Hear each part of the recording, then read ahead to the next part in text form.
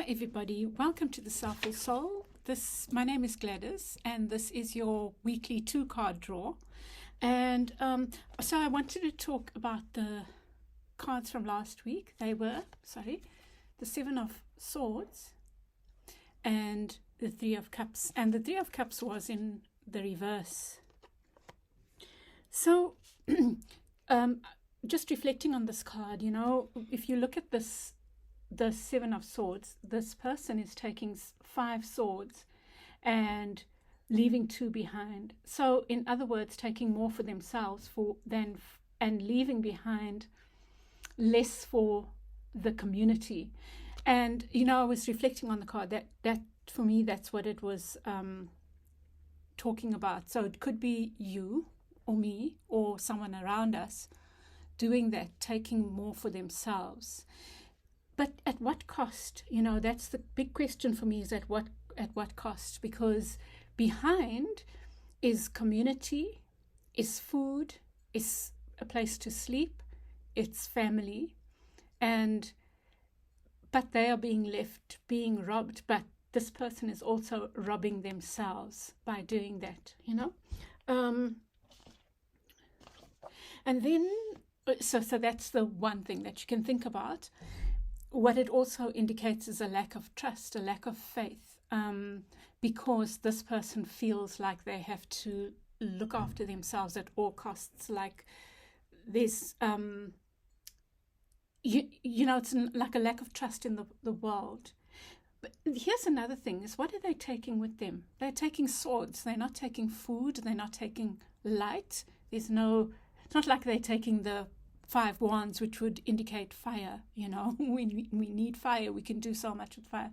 They're taking swords, like they are ready to go into another battle. So is life a constant battle, So that's a question. And so for me, there are 2 questions there. Is being your own worst enemy. Are you being your own worst enemy?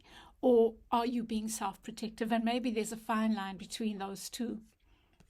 And and then with the 3 of Cups, for me, it came in the reverse. And often it does talk about third-party situations, whether you're aware of them or not, It could be you being pulled into one or going into one without knowing or whatever. It's not judgment. It's just awareness, The other thing is this issue of depression, people feeling down, has come up a lot. I think that COVID and all the other life things that have been happening here in South Africa, big things it's like things have spilled over, and it can bring about fear, it can bring about confusion, and that being kept sort of trapped can make people feel, slip into a depression. All those things can lead to people feeling depressed. So I feel like this card is also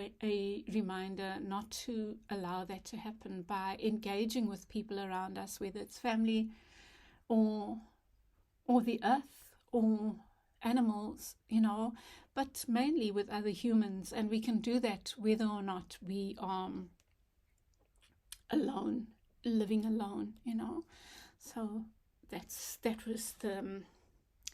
that was my reflections on those 2 cards.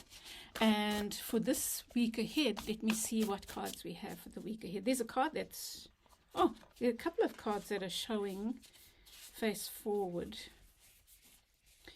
They are the Rebel cards showing, can't find it now. Okay, let's see.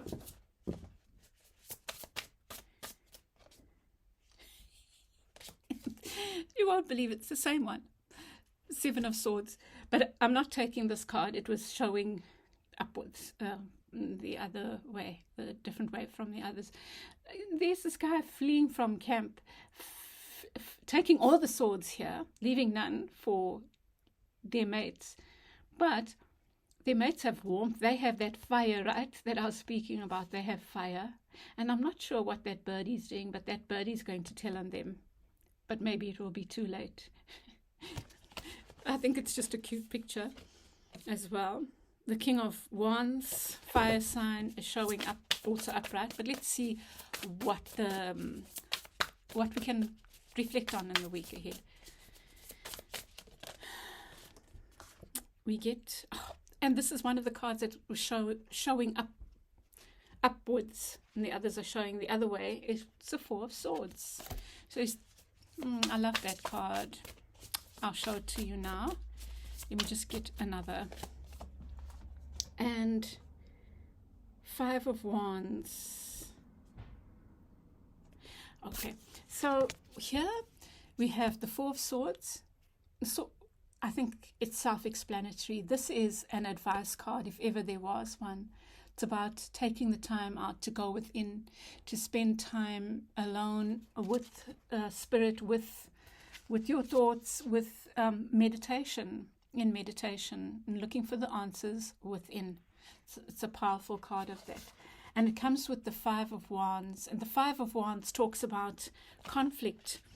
And that could be competing with, oh, my hair's doing strange things. But anyway, it could be conflict with others. It could be competing with others over something, which the Seven of Swords can also speak about. You know, there's a strong element of competition that maybe we are needing to confront right now. And what the Five of Wands talks about, competing with others, competing over resources, competing over humans, or perceived competition, different opinions about stuff. And the other thing about the Five of Wands is doing too much. You know, like, I think sometimes we can do a lot of things that are related to one big thing, and that can help us keep focus. You know, like one project might have 5 different aspects to it. In the case of the Five of Wands, it might be you doing too many different things. Maybe you have to, but it's just an awareness of that. And maybe what the Four of Swords is saying, that if you find yourself being pulled in different directions, maybe you have 5 kids, maybe you have a partner and 4 kids, and the partner feels like the 5th kid, or whatever the case might be. It might be projects at work. It might be you being pulled in different directions. You could be a counselor or someone that people lean on.